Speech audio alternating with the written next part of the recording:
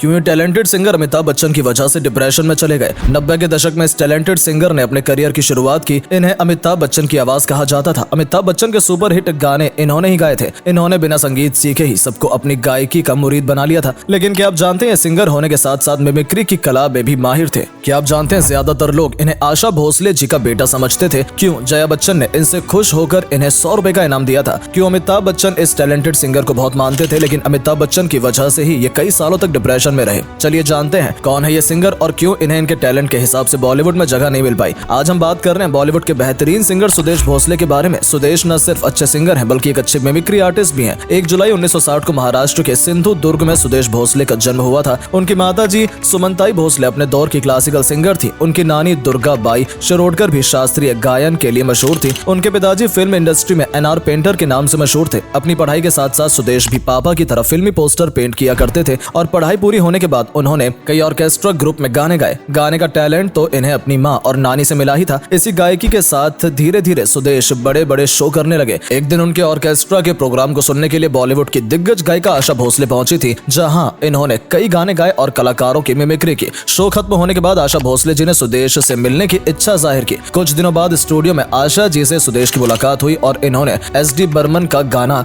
डोली में बिठाई के कहार गाना गाने के लिए कहा और सुनने के बाद वो बेहद भावुक हो गई। इसके अगले ही दिन सुबह 7 बजे उनके पास आरडी बर्मन के ऑफिस से कॉल आया है कि आप पासपोर्ट लेकर ऑफिस पहुंच जाइए। ऑफिस में आशा भोसले, मन्ना डे, आरडी बर्मन उनका इंतजार कर रहे थे। बताया जाता है कि जब आरडी बर्मन नहा रहे थे तो आशा जी ने सुदेश की आवाज में रिकॉर्ड किया गाना चुपके से चला दिया। जब उनके कानों में आवाज पड़ी तो वो दौड़कर बाहर आए, क्योंकि उन्हें ऐसा लगा कि सच में उनके पिताजी गाना गा रहे हैं, क्योंकि सुदेश की आवाज खूब बर्मन साहब से मिल रही थी। इसके बाद हांगकांग में बर्मन नाइट में सुदेश को आशा भोसले के साथ कॉन्सर्ट में गाने का मौका मिला, जहां से वापस आने के बाद मन्ना डे ने इन्हें सीधे अपनी फिल्म ज़लज़ला में गाने का पहला मौका दिया। इसके बाद अमिताभ बच्चन की फिल्म इंद्रजीत में जब तक जान में है जान सुदेश ने गाया। इसके बाद प्रोफेसर की पड़ोसन में इन्हें अलग हटकर हुनर दिखाने का मौका मिला। इस तरह से सुदेश ने पंचम दा के लिए 8 से 10 गाने गाए। लेकिन सुदेश भोसले अमिताभ बच्चन की आवाज कैसे बन गए, इस बारे में सुदेश ने खुद बताया था कि शशि कपूर ने एक बार उन्हें अमिताभ बच्चन की आवाज की कॉपी करते हुए सुना था और लक्ष्मीकांत प्यारेलाल से कहा कि फिल्म अजूबा में सुदेश से ही अमिताभ के गाने गवाए जाए। इसी फिल्म का एक गाना जब अमिताभ जी को सुनाया गया तो वो परेशान हो गए कि ये गाना तो उन्होंने गाया ही नहीं है, फिर इतनी सटीक आवाज में कौन गा रहा है। इसके बाद शशि कपूर ने सुदेश की मुलाकात अमिताभ बच्चन से करवाई और अमित जी सुदेश से मिलकर बहुत खुश हुए। उसके बाद दोनों की जोड़ी ऐसी जमी की कमाल हो गया। लक्ष्मीकांत प्यारेलाल के मन में आया कि कुछ नया प्रयोग करते हैं और हम फिल्म का गाना जुम्मा चुम्मा बनाया गया, जिसमें सुदेश की आवाज पूरे देश में छा गई। फिल्म एक्सपर्ट मानते हैं कि 80 के दशक का अंत समय अमिताभ के लिए बुरा था, लेकिन सुदेश के द्वारा गाना जुम्मा चुम्मा गाना उनके लिए वरदान साबित हुआ। इस गाने के बाद अमिताभ पूरे देश में फिर से छा गए थे और उन्होंने कहा था कि अब वो कभी भी खुद से गाना नहीं गाएंगे। यहाँ तक कि 1997 की फिल्म मृत्युदाता का गाना भी अमिताभ को ही गाना था, लेकिन उन्हें अपना वर्जन पसंद नहीं आया। तब सुदेश भोसले से ही ये गाना गवाया गया और वो गाना था नाना नाना नारे। कहते हैं कि जुम्मा चुम्मा गाना गाने के बाद जब भी वो अमिताभ जी के लिए कोई गाना रिकॉर्ड करते थे तो अमिताभ जी स्टूडियो में मौजूद होते थे। यहाँ तक कि कभी खुशी कभी गम के गाने शावा शावा के लिए अमिताभ बच्चन रात 12 बजे स्टूडियो पहुंच गए थे और म्यूजिक डायरेक्टर के साथ सुदेश की रिकॉर्डिंग करवाई थी। सुदेश ने एक बार बताया था कि बागबान की फिल्म मेरी मखना की रिकॉर्डिंग के टाइम पर अमिताभ जी, जया जी और अभिषेक स्टूडियो आए थे और गाना सुनने के बाद जया जी इतनी खुश हुई कि उन्होंने मुझे 100 रुपए आशीर्वाद के तौर पर दिए थे। इसके अलावा अभिषेक ने कहा था कि उनके पिता के गाए गानों में ये सबसे बेहतरीन गाना था। इसके बाद तो सुदेश अमिताभ की आवाज बन गए और उनके लिए एक से बढ़कर एक गाने गाए। इसके अलावा भी सुदेश ने कई बड़े कलाकारों के लिए अपनी आवाज दी, जिसमें दिग्गज अभिनेता राजकुमार के लिए उन्होंने उन्हीं के स्टाइल में गाने गाए थे।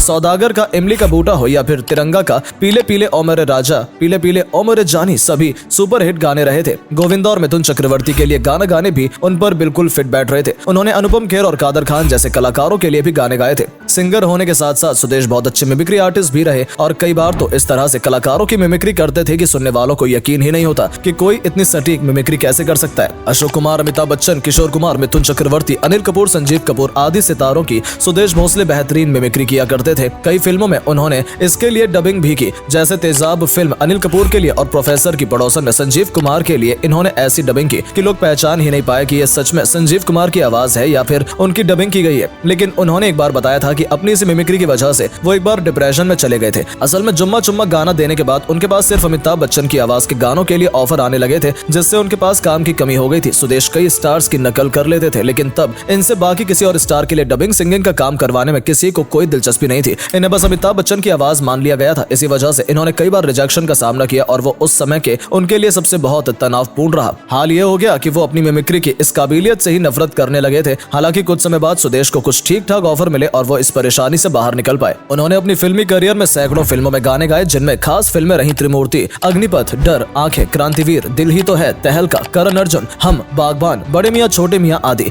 इसके अलावा गोलमाल 3 और हाउसफुल 4 में भी उनकी आवाज सुनने को मिली। फिल्म शमशेर में आखिरी बार सुदेश ने गाना गाया था। उसके बाद कोई बड़ी फिल्म उनके हिस्से नहीं आई। 2006 में उन्होंने राजकुमार संतोषी की फिल्म फैमिली में अमिताभ बच्चन के लिए मिमिक्री की थी, जिसमें इनके टैलेंट का एक और नमूना देखने को मिला था। वहीं साल 2008 में इन्होंने एनिमेटेड फिल्म घटोत्कच में भी गाने गाए थे। आगे चलकर सुदेश प्रोड्यूसर भी बने थे और उन्होंने सोनी टेलीविजन पर किशोर कुमार नामित एक टीवी शो के फॉर किशोर का प्रोडक्शन किया था, जो सफल रहा। 2007 और 8 में एक सिंगिंग कंपटीशन था, जिसमें सुदेश जज की भूमिका में नजर आए थे। अगर उनके मिले सम्मानों की बात करें तो उन्हें 2008 में कोलकाता में आयोजित संगीत कार्यक्रम में बॉलीवुड में महत्वपूर्ण योगदान के लिए मदर टेरेसा मिलेनियम पुरस्कार से सम्मानित किया गया था। इसके अलावा भी इन्हें कई और अवार्ड दिए गए। एक इंटरव्यू में उनसे पूछा गया कि आज के समय में और पहले के समय में कितना अंतर आ गया है। तब उन्होंने कहा कि पहले के संगीतकार घर पर मिलने के लिए बुलाते थे, किसके लिए गाना है, कैसे गाना है, सब समझाते थे, टोन क्या होगा, मूड क्या होगा, सब बताते थे। लेकिन आजकल जो संगीतकार रिकॉर्डिंग के समय मौजूद ही नहीं होते, बल्कि उनके मैनेजर ही सब कुछ संभालते हैं और ये भी नहीं पता होता कि किसके लिए गाना है और कैसे गाना है। अब सब मशीन है, आत्मा मर चुकी है। उनकी पर्सनल लाइफ की बात करें तो इन्होंने हेमा नाम की लड़की से शादी की थी, जिसे इनके 2 बच्चे सिद्धांत और श्रुति हैं। हाल फिलहाल की बात करें तो 2021 में भगवान मेरे भगवान नाम का एक एल्बम इन्होंने लॉन्च किया था, जिसमें उन्होंने आवाज भी दी थी। अब सुदेश कम ही नजर आते हैं, लेकिन हम आशा करते हैं उनके गाए और गाने हमें भविष्य में सुनने को मिलेंगे।